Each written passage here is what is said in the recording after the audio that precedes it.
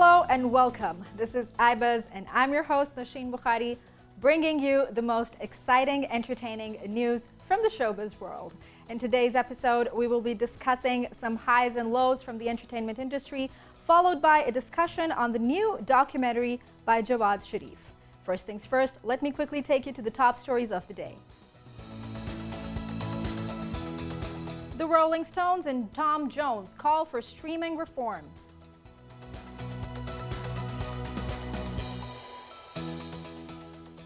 BAFTA TV Awards 2021, The Crown fails to pick up any awards.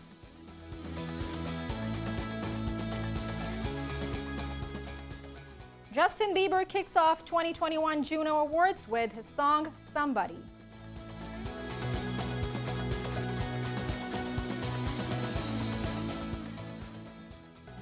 The band Overload's frontman and singer Farhad Humayun passed away.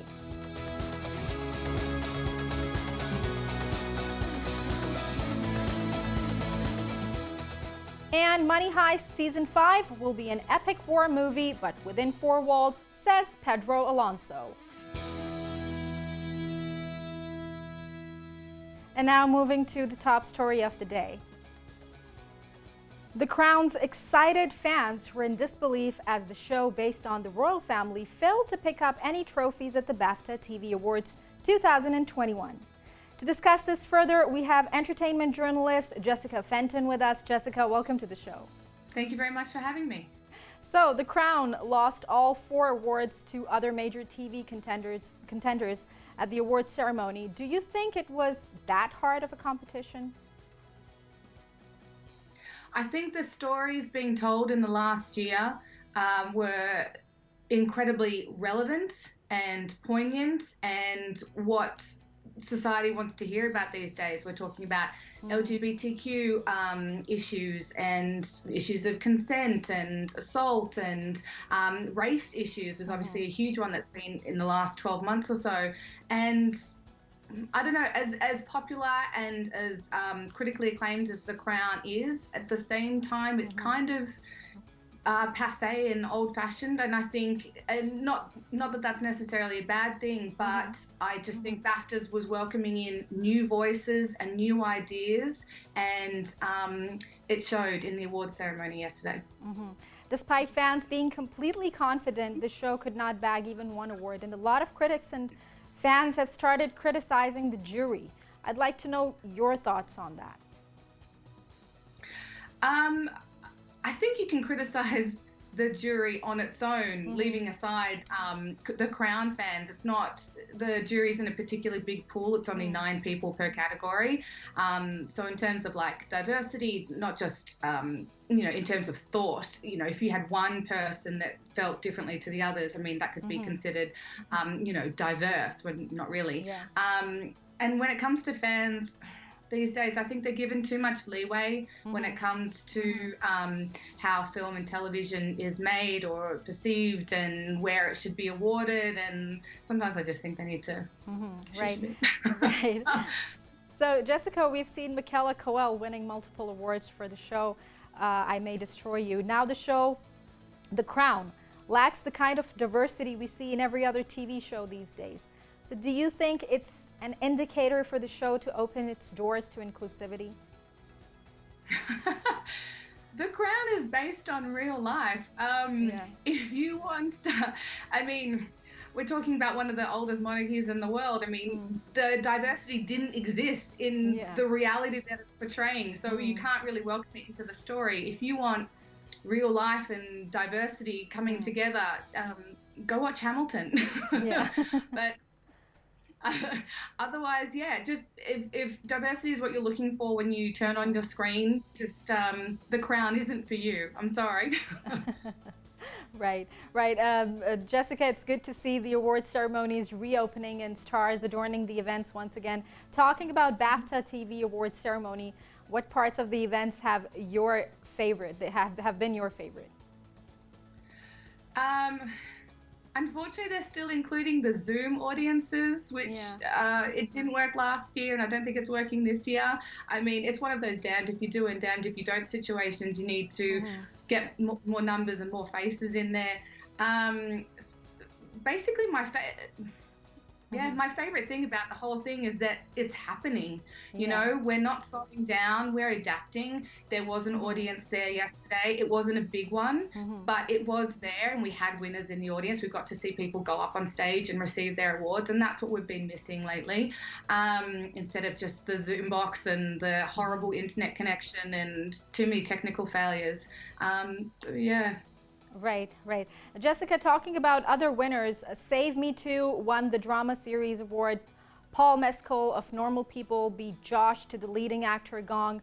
Milwaukee Kirby won Best Supporting Actor, while Reiki Ayola of Anthony trumped Helena to claim the Best Supporting Actress Award. However, were there any wins that you have been that have been surprising for you, or you think that these wins could have surprised the fans and they didn't see this coming? Well, like we're talking about, again, a lot of people thought that The Crown was once again going to be the golden series that sort of swept the award ceremony, and it didn't. And again, I think it reflects what people are watching and the stories that they want to see. We saw so much diversity in the winners and the stories that they were portraying. Anyone who was surprised by any of the winners, I think you're kind of fooling yourself. If you were surprised by I May Want to Destroy You winning, that's only because you haven't seen the show. That show is incredible. When Paul Mescal won for Normal People, I mean, he was my personal favorite. I've watched that series 3 times now. It is amazing. So I was very excited to see it win. In terms of The Crown, again, this is the second series that these actors are portraying these characters, and I just think BAFTA as a whole was just really welcoming of new blood, and that was exciting to watch. Right. Jessica, talking about the jury, do you think that it's better to be dependent upon jury, or the BAFTA team needs to measure the popularity, and according to that popularity they need to nominate and then give the awards to actors and shows and whatnot? I mean, it's the viewers actually who make or break the show or an actor. So do you think that instead of depending upon the jury, they should depend upon the popularity of a certain show or an actor among the people?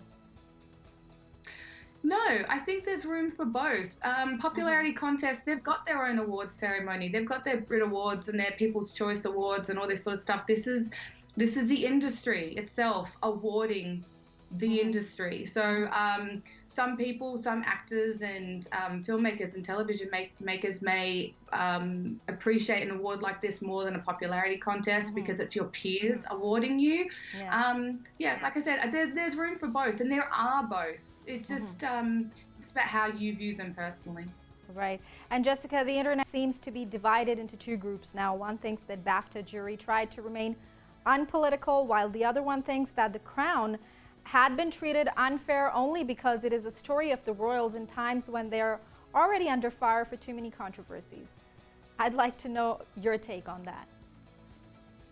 I think I think the jury, and hopefully I would hope that the BAFTA jury is able to separate the real life from the fiction and the storytelling from the tabloid headlines. So I would hope that they are able to award the talent and the creativity and the people behind the television program.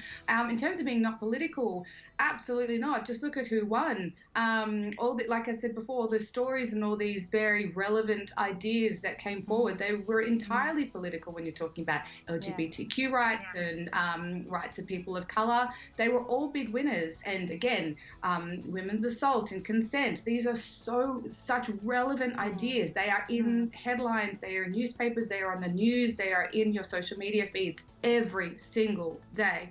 Yeah. So do you think that BAFTA will review their decisions in future? You think that it has become part of their practice now and they will not care about it?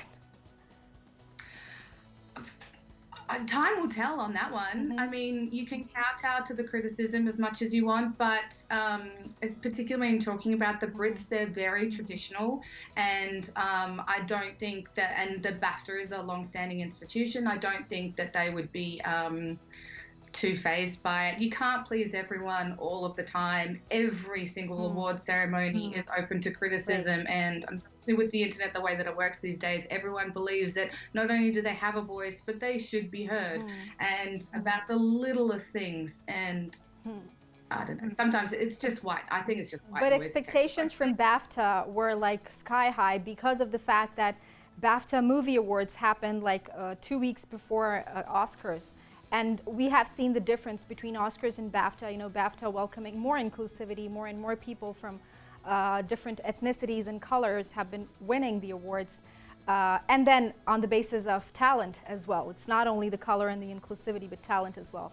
So upon the basis of these expectations, do you think that BAFTA needs to improve and needs to take the criticism seriously, because it's at the end the people's choice that matters? No, I mean, look at yesterday's ceremony.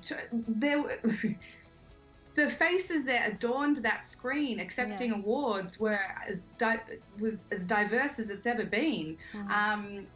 They're embracing the diversity, and I think that's great. But again, I don't think that the fans can have their opinion. Everyone is entitled to their opinion. But in terms of dictating how an Academy awards these talents, I think they're lending their voice a little too hard on that one.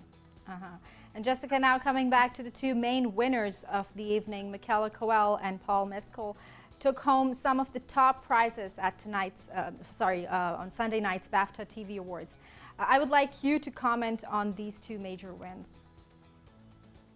Okay, so Michaela Coel is a revelation. Not only did she win the lead actress and the series won Best Miniseries, but she is a writer and the creator of that story, of that series, and it is her story. It is as personal as it gets, and to put herself out there like that, the vulnerability, the bravery for this story, the creativity in the manner in which it's produced is perfection, and 100 and 1,000% deserved those awards.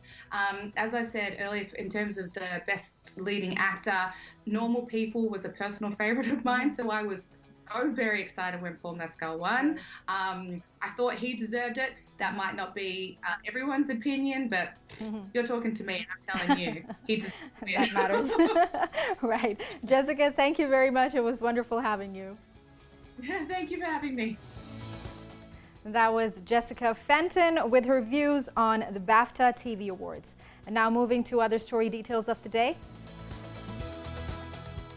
Some of the UK's biggest artists are calling on the government to reform the way musicians are paid when their songs are streamed online.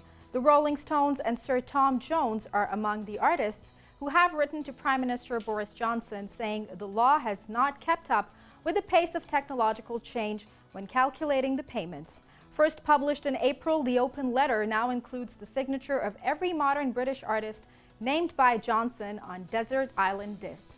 The thrust of their argument is that streaming services and record labels are making billions of pounds in revenue without distributing it fairly to the artists.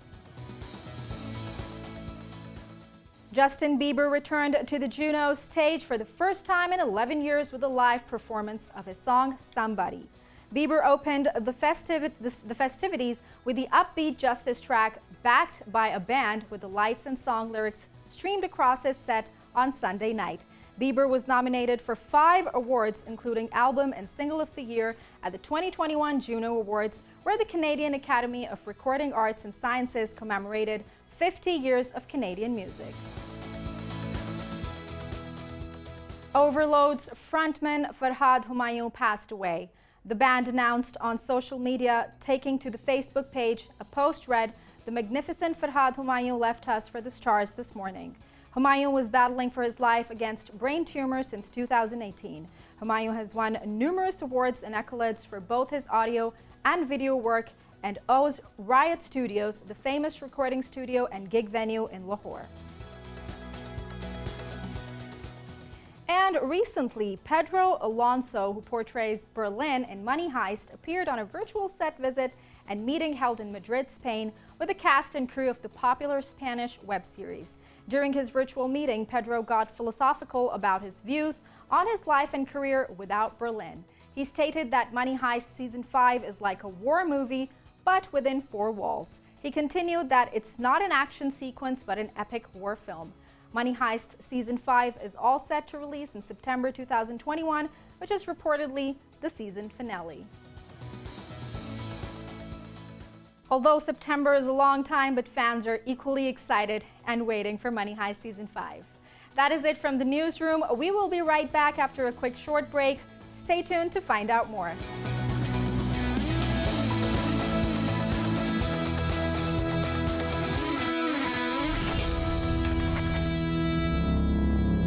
Welcome back. As the world celebrates the Environment Week, some of our filmmakers took the topic seriously and decided to run an awareness campaign through creating documentaries. Jawad Sharif is one of those responsible filmmakers who has produced the first part of the climate change stories, named as Natari. It is a documentary on the climate and the changing environment, which is drastically affecting our world today. Jawad, welcome to the show. Thank you so much, Nosheen, for inviting me. Thank you very much. Jawad, tell us about Natari. How did you conceive this concept, and why did you think of creating a whole documentary on this subject? So actually, Natari is the first film of the series of Climate Kahani. So let me explain you about Climate Kahani. So Climate Kahani is a project who is actually working on the most serious issue about climate change in Pakistan. Right. You know, and so we are taking stories all around Pakistan and specifically trying to address the, most urgent issues. And Natari is the first film addressing the issue in the south, in the Indus Delta. So the story is about Ayub and his son Ayaz, and so they are actually living at the village Kharochan, which is very close to KT Bandar, and they are facing issues. And first, the major issue is about the water, the fresh water. So they don't have access to the fresh water, and it is getting worse by every passing day. And on other end, so these are fishermen communities, so they totally rely on fishing. But unfortunately, due to the quality of the the pollution and the quality of the water and the overall the fishing, the business are actually destroyed. And if you look at the film, I would encourage everyone to look at the film. It's available on YouTube. Right. It's a very different topic that you have touched upon. This has been a problem, exclusively the part that you have been filming it in. But Jawad, I would like to know, what other parts of this country are you focusing on, and what other climate issues are you going to talk about in your upcoming series? Yeah, so we are focusing on so basically so there is another subject we are working on. It's about the melting glaciers in Karakoram. So it's in pre-production now, but we are working on it. And there are few stories about the urban pollution as well, and specifically one story we are working on is about the smog issue in the Lahore. And every year, it's getting I think it's a very much needed topic to be discussed exclusively, the pollution rate increasing day by day within the city. So Jawad, tell us how effective this methodology has become. Using the documentary media to achieve results by creating awareness campaigns. Nosheen, so actually I would say that film is very powerful medium. And documentary itself is a very powerful medium because it has original subjects. You know, your protagonists are the real characters that people can relate to it. And generally we see there are a lot of reports about climate change, about the issue, and it's what's happening in the world. You know, and but when you see the video evidence or visual evidence of Yes. things are happening and how it is affecting people, so True. I think it actually creates an impact, and I have seen people getting moved by the stories, Right. and Right. I So think what sort of tell us about the response? That how was it received when you streamed it for the first time, and what streaming platforms are you using for the documentary? Nosheen, actually, we just released the trailer, and film is available online on YouTube at the moment. So we are getting comments. So I mean, don't say, but the initial response is very good, and people are actually, I mean, caring about the issues and looking at the film. They are relating to the people, and to the issue, and to the I mean the things happening there. So it's really good. Right. And as I mentioned, like it's the first part, and it is directed by Haroon Riaz, one of my colleagues. So we are looking for other directors as well to Okay. produce other parts of the series. Right, right. So, Jawad, as an independent filmmaker, we see documentaries and such topics only from those indie directors. I mean, why don't we see too many mainstreamers stepping forward to up the game? Nosheen, actually, the issue is basically it's not a commercial subject, you know. So when you talk about the mainstream cinema and mainstream directors, so I mean they are not interested in very offbeat topics. And first of all, the most difficult part is to raise your financials, you know, to raise the budgets, produce the film. So our mainstream producer is like it's very you know it takes very business approach, you know. So Right. they are more into they look at the ROI, that what is the return of on investment, and they look at the they look at the commercial aspect of the project. So looking at these projects and these stories, I think it's not I mean it is not going to attract mainstream producers until I mean they get Right. some they could be part of some campaign or get funding from the government. Right. I think otherwise it's really difficult. Right. So, tell us about the challenges, Jawad, that you came across while filming the project. So basically, as I mentioned, that our team and Haroon Riaz, the director, you know, the first challenge was to find the story, you know, and then to reach there and to film it, and at the location where our team was filming, I mean, there was no electricity, there was no, I mean, there was no accommodation, and it was very difficult, specifically when you are doing project where you need, I mean, that electricity and the other, you know, necessities, and if you look at the film, there is no fresh water, no clean water to drink. So all these challenges is the part of the film, and actually we wanted to show this to audience as well. I mean, look at these people in what situation and in Right. what setting and what circumstances they are living. I mean, now in 21st century, and they don't have access to the drinking True. water. Right. And how's about involving the student community in order to achieve better results? Because mainly we have seen that such documentaries are just taken as yet another part of information or, you know, infotainment. But we don't see better results being achieved. So do you plan to involve student community in this campaigning as well?